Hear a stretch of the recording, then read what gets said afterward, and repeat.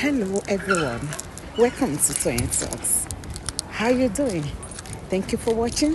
Till I'll see you in my next video. Stay safe, stay blessed. I love you. Bye. Do you understand? Like he told us to get him some water. That I want to put some water in his body, which his brother did. And he also said he needed.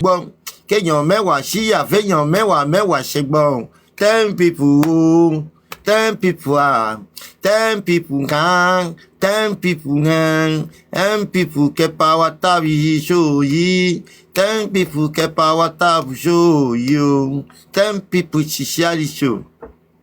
Ó yá share na lórí Facebook ẹ share, lórí YouTube ẹ share, lórí Instagram ẹ share, lórí TikTok ẹ share.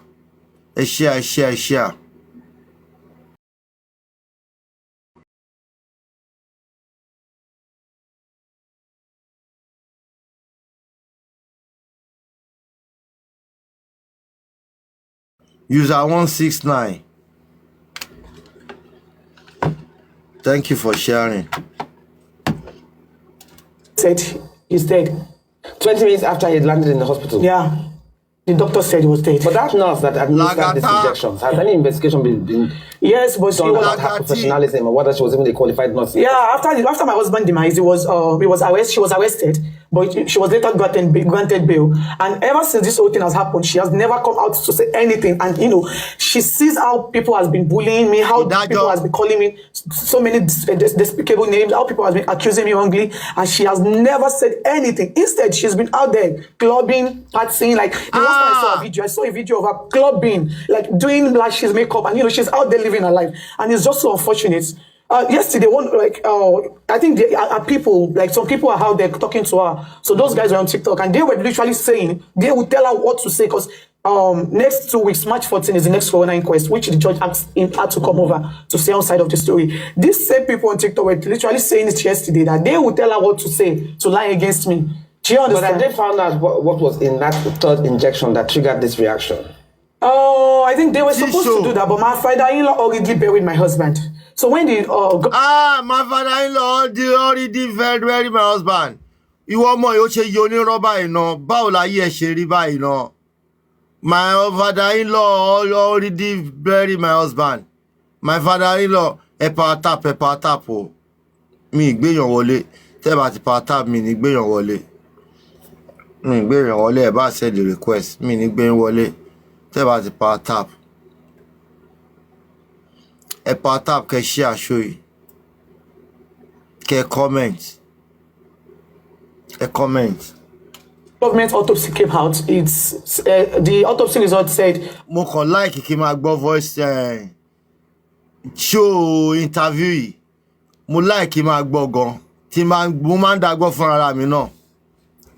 Tẹ́ bá gbọ́ lẹ́ẹ̀mẹ́wàá, ẹ rí irọ́ mú jáde ńbẹ̀ lẹ́ẹ̀mẹ́wàá. Tẹ́ bá gbọ́ ní 20 times. Ẹ rí irọ́ mú jáde ńbẹ̀ ní 20 times. Tẹ́ bá gbọ́ ní 40 times. Ẹ rí irọ́ mú jáde ńbẹ̀ ní 40 times. They cannot determine the cause of death because is. Ó dàbí record Wunmi ni. Play your interview. Nibo ni ẹ. Your interview Nibo. Critical.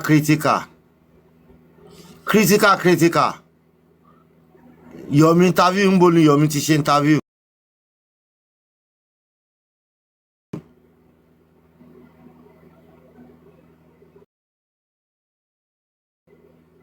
Your mission interview. Ṣé tó ṣe TVC. Body has already decomposed, so they couldn't get the right tissue to use for the autopsy. But was there any reason your father-in-law buried him? I mean, how soon was he buried after he was? Like he wanted to bury him that night, the night that he died. But is he a Muslim? Ọ̀tọ̀ ni nǹkan tó béèrè, ọ̀tọ̀ ni nǹkan tó ń dáhùn. Ọ̀tọ̀ ni nǹkan tó béèrè Wunmi, ọ̀tọ̀ ni nǹkan tó ń dáhùn. Orí ò ná gbòòrò. Godina, how are you? He wasn't a Muslim, and a lot of people actually begged him not to, but he insisted I was going to do that. He wanted to bury him that night. Did you give any reason for this? He did not. Ìgbà tí ọmọ kú sí ọyìn lábẹ́, tẹ́ pé Baba Mohbad wípé ọmọ ẹ̀ ti kú. Pé kó wá gbé òkú ọmọ tẹ́ pa. Wunmi o, ọmọ tẹ́ pa ńkọ́. Bàbá yìí dẹ̀ wá, ó gbé ọmọ yẹn. òun ni wọ́n wá ń lò against ẹ̀ right now Wunmi ò ní kúre tó bá kúre ò ní súnre ò lè súnre láyéláyé ó tiẹ̀ bẹ̀rù ọjọ́ tí wọ́n náà máa kú rárá àti rárá òun ni wọ́n náà ń lò against bàbá yẹn right now wàláhì ò lè kúre ò lè yáre ò lè yanre lórí ilẹ̀ ayé tó wà yìí ìrìn àjò ẹ̀ ti dojúrú. He just said he needs to bury him. Like a lot of people begged him. He wanted to bury him that night, but they didn't give like he actually called the body.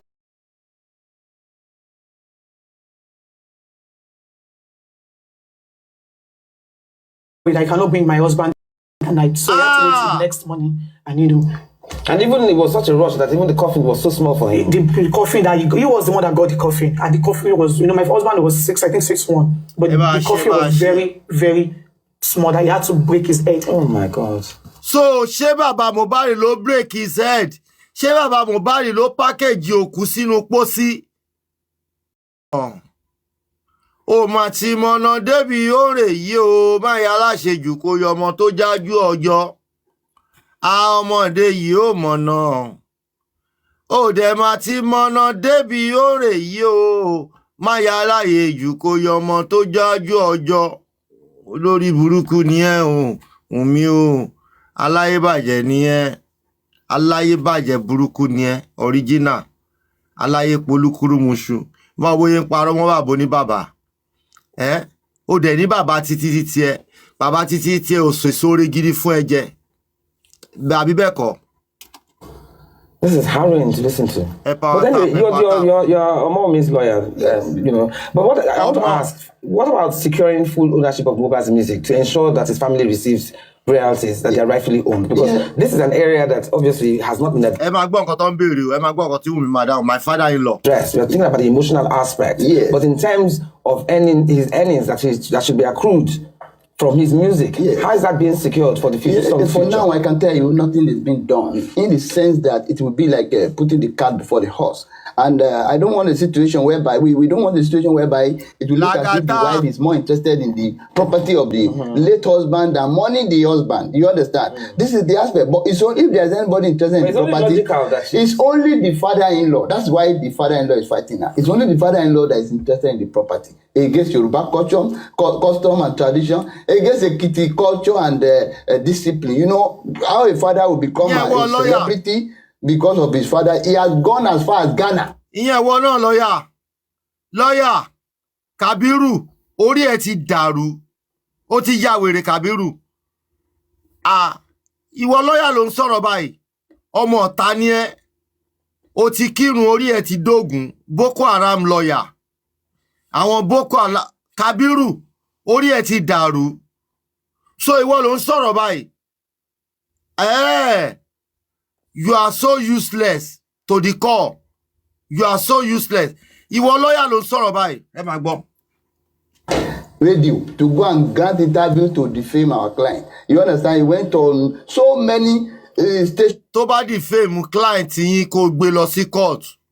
Gbé wa lọ sí court now. Ṣó gbé wa lọ court náà lọ ni. Àbórí ẹ̀ dàrú. Gbé wa lọ sí court now.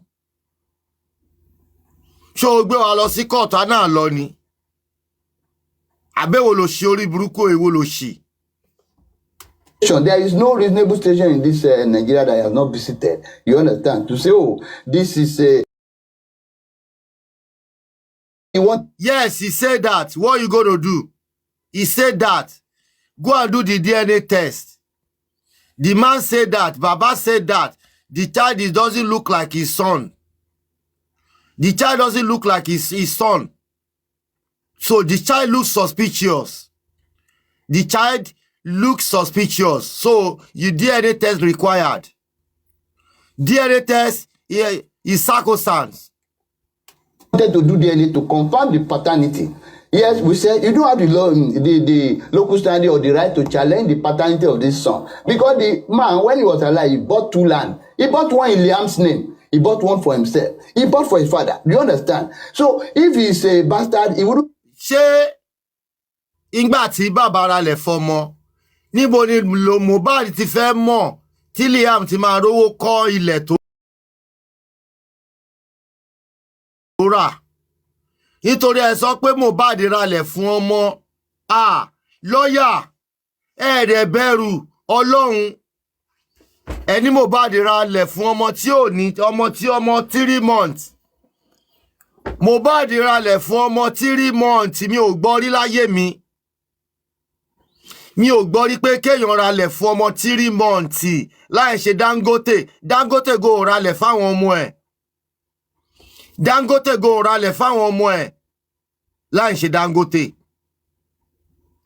Dangote wọ Ọlọ́run.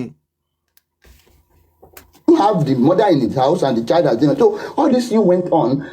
We now say you don't have the right. At the point, our client came and told us that instead of fighting this thing, let me just have the DNA. I would say, forget about legality. We say we are doing all our objections. Yeah, let us do the DNA. Baba has run away since that time. We have written like irọ́ number 2. But where did Baba run to? Ìwọ lawyer yóò dẹ̀ bẹ̀rẹ̀ Ọlọ́run. Where did Baba run to? Baba didn't run to anywhere. Baba is preparing for the DNA test, and your client refused to show up.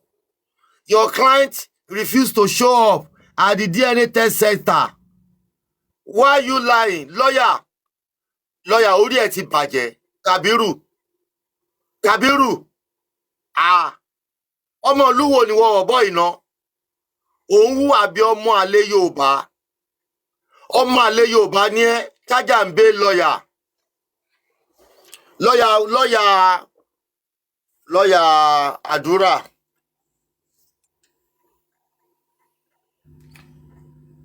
Ẹjọ́ kí ló update kí lórúkọ ẹ̀? Balikis, are you there? Balikis, if you are there, make comment please. 4 letters to his lawyers to say, let us do this DNA. We are ready. Since that time, he has not mentioned DNA. The next thing we will hear is that we wrote to his lawyer. They wrote back and said, we are no longer his lawyer for the DNA thing. And Baba went on here to say, I have debriefed my lawyers. They are not trustworthy. I'm bringing in another lawyer. Balikis, okay, thank you very much. God bless you, my lovely sister. Ọlọ́run á wà pẹ̀lú ẹ. Wọ́n ní Wunmi ṣe update. Nípa ọ̀rọ̀ àdúrà tá à ń bẹ̀rẹ̀ lánàá yìí. Wọ́n ní Wunmi ti ṣe update, true or false? Meanwhile, there was a judgment of God that gave us directives to go and do the DNA. So this is where the problem is. So to now be talking about property when the guy is still lying in the morgue will be unjust. And let me tell you something. The whole thing that Nigerians don't know. Out of 100%, the cliche justice for Mohbad is justice for their pocket. I can tell you more than 90% of these people shouting justice for pocket for Mohbad on social media, they are fighting for their pocket because of the rush. Yeah, they bring all sorts of lies, they fabricate news just for them to have followership on their program and all that. And some of them immediately they do. Before you know it, they will delete it all and you will not see it again. But they will have gotten what they want. So this is just it. I want to even ask in the first place, what was your relationship with your father-in-law like, and what triggered this reaction? We had a very good relationship. Like our relationship was, it was like a father figure in my life. We had a irọ́ ló ń pa relationship. Relationship, you have no relationship. Bàbá kàn ṣe bàbá sọ́mọ fún ẹni. Wọ́n kàn wò ó pé nǹkan tí Mohbad bá like àwọn ò lè bá kọ́, nǹkan tí Mohbad bá like àwọn ò lè bá reject ẹ̀. Nǹkan tó ṣẹlẹ̀ nìyẹn, orí ẹ̀ ti bàjẹ́. Kabiru. Very, very cordial relationship.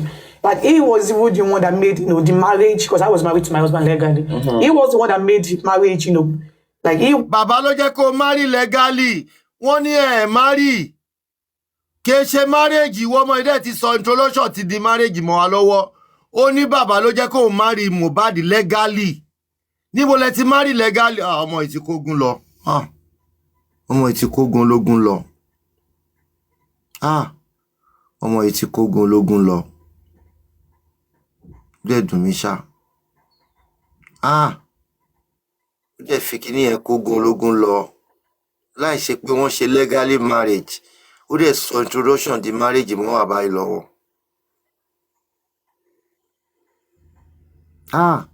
Ó dẹ̀ sọ di marriage mọ́ wa báyìí lọ́wọ́.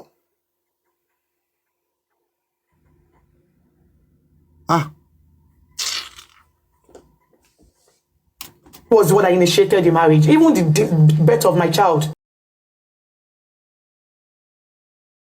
Because then I just finished my university. I was supposed to go for my master's. So he was even the one that, initiated this pregnancy, taking me to different places to have a baby. Ah! Baba mú ẹ lọ lé babaláwo. Wọ́n mú ẹ lọ lé oníṣègùn kó lè ní kó lè bí ọmọ àlè. Kó lè bí ọmọ àlè. Ah! Ọ̀tọ̀ ni bàbá lè bẹ́ kìbọn, ọ̀tọ̀ níbi tó lọ yìnbọn sí. Bàbá lè bẹ́ kìbọn, bẹ́ ọ̀tọ̀ níbi tó yìnbọn sí.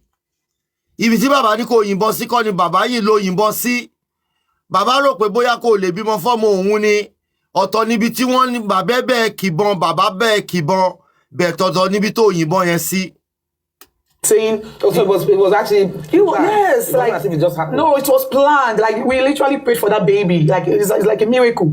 We literally prayed. We fasted with this same man. We fasted for 7 days with my husband. We did so many things just for this baby because he just came to us and told us that the Holy Spirit tells him that we should have a baby, and the baby would be so glorious and famous all over the world. And when he grows up and dies, the baby would be the one to buy his coffin. Those words still sound weird to me because it's actually coming to pass now. Because now my husband is late, and Liam is the Mohbad. Do you understand? And obviously Liam will be the one to still buy his coffin when he dies because it has been written and it will happen. So we had a good relationship, not until after, before my husband demise, after the delivery of my child, it's from one problem to another. The fact that my husband forgave his mother, and he felt he and his mother, they've departed for a long time. Yes, so he felt betrayed, like because we had a close relationship. So he felt betrayed, like why do I have to accept to the forgiveness of his mother when we didn't discuss it with him, and it is not my fault. This is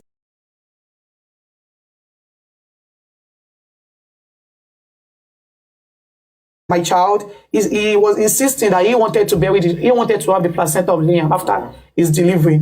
And my husband said he cannot give it to him because his mother is not the one in his house. He has other wives and he cannot trust him with his child's placenta. And when my husband was alive, he never queried him, he never questioned him. But now that he is dead, he's been saying different things.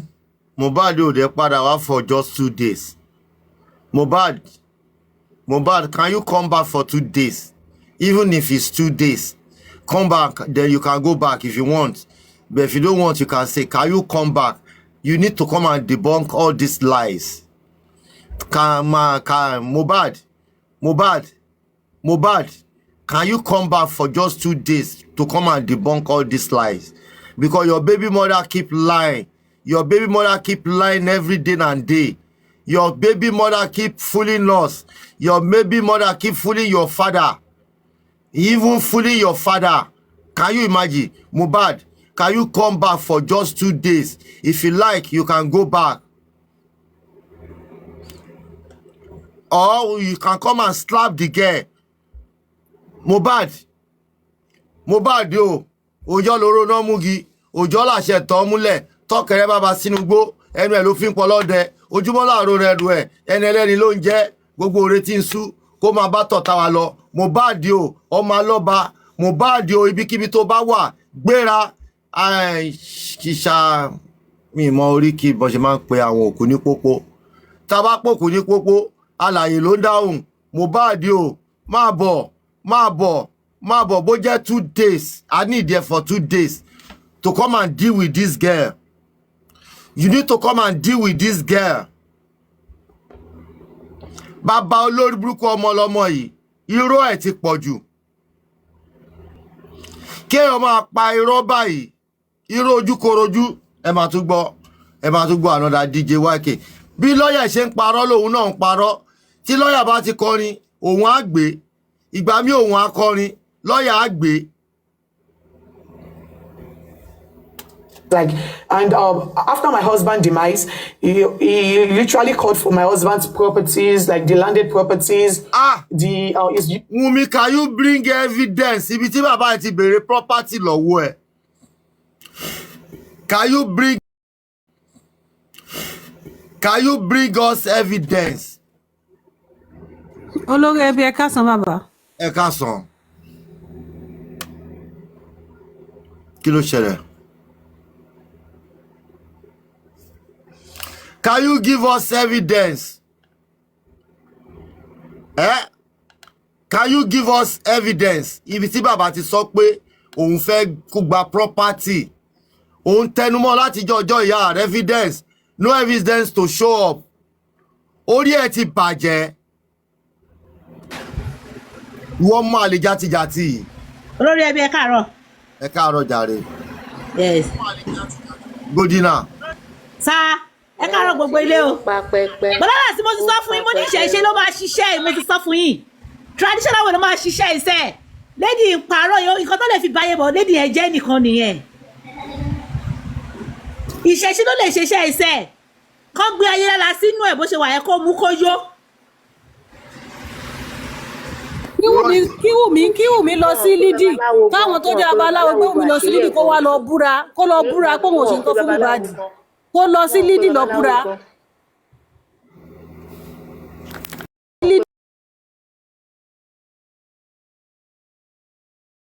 Wọn pé babaláwo gan àṣírí ẹ̀ ń tú bàbá tó béèrè placenta ọmọ tí wọn ò fún ṣé wọ́n fún bàbá ní placenta ọmọ ni wọn pé babaláwo gan ṣé àṣírí omi ò tún pòun ló pa Mohbad ta ló mọ̀ pòun ló pa Mohbad òun lórí burúkú ọmọ olè ayé ẹ̀ máa bàjẹ́. Irọ́ tó pa ìṣẹ́ ti pọ̀ jù. olóbò to go olóbò Lẹ́kì wọ́n béèrè lọ́wọ́ ìjọba pé ṣé Sam Larry ti dorí kò lè dá nǹkan ẹ̀ṣọ́ yẹn omi ò ní jèrè wàá ṣẹ̀wọ̀n níjọ́ Friday tó òpó wọn lọ kóòtù níjọ́ Friday wàá ṣẹ̀wọ̀n ibẹ̀ ló máa gbàdẹ́wọ̀n lágbára Ọlọ́run olè DJ KY múlẹ̀ múta. Olórí Ẹbí ẹ dákun torí ọ̀nà tá a bá tún sọ̀rọ̀ náà ẹ bá wa pé lọ́ọ̀yà bàbá kan invite àáfà tó wá fáwọn Mohbad tó wá kí aya sí Mohbad lára ṣé àáfà ó lẹ́tọ̀ọ́ sáfà láti kírun sí Mohbad lára because Mohbad ò ń ṣe Muslim gbogbo wọn ni kan invite lọ sí kinní nǹkan táfà náà bá rí. wọn fẹ́ káṣírí tú náà fi fárun orí ẹ̀. Adé irú oògùn tó náà sọ sínú bẹ́ríà Mohbad oògùn pé irú ìtọ́ ní blessing sọ blessing lè fi ṣe prayer fún Mohbad pé kó lè forgive àwọn tó gbogbo wọn náà mọ̀ pé àwọn fẹ́ betray Mohbad lẹ́yìn ẹ̀ nǹkan tèmi rí bẹ́ẹ̀ nu gbogbo wọn pátá gbogbo àwọn ẹbí betray Mohbad lójú ayé wọn tún betray ńgbà tó kú àgàgà ìyá tó bí Mohbad betray Mohbad àbúrò ẹ̀ betray ẹ̀gbọ́n ẹ̀ betray uncle ẹ̀ náà betray Mr. Ebama Dàrósà ọkàn yín ò ní balẹ̀ gbogbo yín pátá o ọkàn gbogbo yín ò ní balẹ̀ gbogbo nǹkan tó bá tẹ fojú lé lórí ogun Mohbad ogun yìí ò ní balẹ̀ o. Bálàsì. Godina. Sá ṣé mo kó mo sọ̀rọ̀ kan lọ́jọ́ kan mo béèrè lọ́wọ́ yín mo ní pé ìpínlẹ̀ Mohbad òun ló fa delay fún justice ẹ̀ ṣé mo sọ fún yín ṣé rí ọ̀rọ̀ yìí ìpínlẹ̀ Mohbad ni o kì í ṣe pé bóyá àwọn ọlọ́pàá àbí àwọn olórí wa ò mọ gbogbo nǹkan tó ń ṣe wọ́n mọ̀ òótọ́ ṣe bẹ́ẹ̀ ni pé ìyá Wunmi ò jáde ṣe bọ́ ọlọ́pàá ni wọ́n ti sẹ́ẹ̀sù gbogbo ọ̀rọ̀ yẹn láti ilẹ̀ nǹkan tó ń fa delay fún justice fún Mohbad ìyá ẹ̀ ni o ìbáṣe wípé lọ́jọ́ tọ́rọ̀ yẹn ti ṣẹlẹ̀ níyà ẹ̀ tó ti rí hòhò tó ti ẹ̀ ti nígbà tó ti ju kan sí ọ̀dọ̀ wu ẹ̀ tí kìíní tí ó ti rí picture wípé Wunmi ju àdó sínú grave Mohbad ìbáyé pé ìyá ẹ̀ ti jáde tó sì rí hòhò síta pẹ̀lú àwọn gọ́ọ̀mẹ̀ntì wọ́n á sì dìde sọ̀rọ̀ yìí nǹkan tó fa delay fún justice ẹ̀ kò ju ìpínlẹ̀ Mohbad lọ it's very unfortunate so sad and then bíi pé bàbá ò mọ̀ nípa ìṣẹ̀ṣe ni ṣebí ọmọ Èkìtì ni bàbá kò lé ọ̀rọ̀ yìí ò lè tó báyẹ pé ìpínlẹ̀ ni bàbá ti fi ìṣẹ̀ṣe tọ iye ọ̀rọ̀ yìí Wunmi ò ní máa wá síta kó máa parọ́ orí burúkú tó dẹ̀ ń sọ̀rọ̀ tó dẹ̀ ń sọ conveniently tó dẹ̀ ń sọ boldly wípé bàbá ló lọ ra pósí Mohbad ta ni ò mọ̀ wípé kì í ṣe bàbá kọ́ ló lọ ra pósí Mohbad àwọn èèyàn mọ̀ náà. ẹjọ́ ọmọ Èkìtì tẹ́ ẹ mọ ìṣẹ̀ṣe ẹ mọ̀ dúró de bàbá ẹ gbégbé iṣẹ́ tẹ́ bá mọ̀ pé ẹ lè gbé ẹ Nàìjíríà ni. tẹ́ bá dúró de bàbá ẹ káàárọ̀ olùkọ́lé o ẹ káàárọ̀ ẹ káàsán ma káàsán sá olórí ẹbí.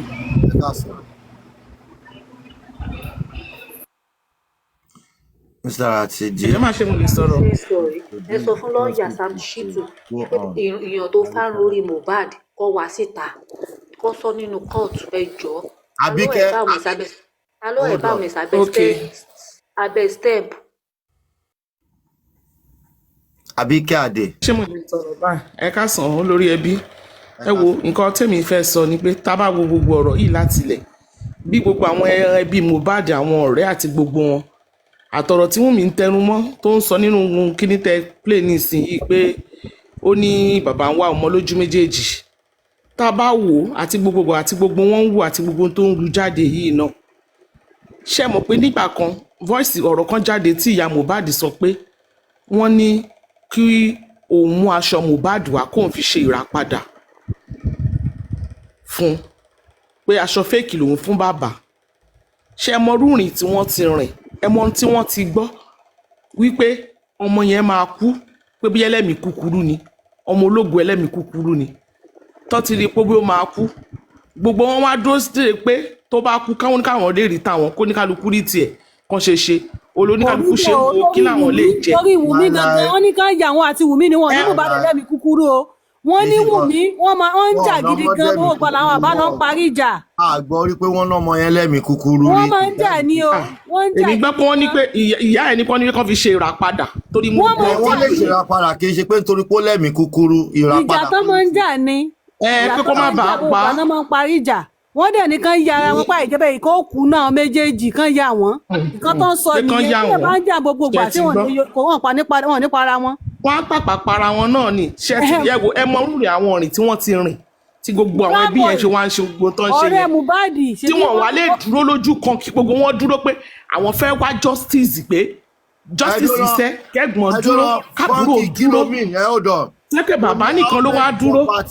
ẹ jọ̀ọ́ hold on o ní how many property does Mohbad have nǹkan tí ó níyẹn ṣọmọ tí ìwọ̀nba tó níyẹn náà ni ṣọmọ tí ní nǹkan tó níyẹn. àwọn ẹbí Wunmi ní àwọn pọkànjáyé àǹkó ni wọn. ìwọ̀nba tó níyẹn náà ni ìwọ̀nba tó níyẹn náà nǹkan tó níyẹn. ìwọ̀nba tó ní yóò tó property lọ́tọ̀ ọmọ kí ni ọmọ títí táyà mélòó lọmọ títí yín ní.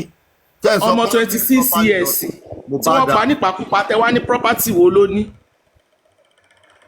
àwọn ẹ̀mí ò tiẹ̀ mọ bọ́ ṣẹ̀ ṣe ń sọ̀rọ̀. ó ti platform mo ti kúrò láìpẹ́ yìí ó ti wá sílẹ̀ ní Ọlọ́run ṣàánú wọn. bó ṣe ń lọ káàkiri. àtẹ̀gbọ́n àtàbúrò wọn kàn dìde kí gbogbo wọn dìde kán wá justice. kí ló tẹ ní how many property does Mohbad have.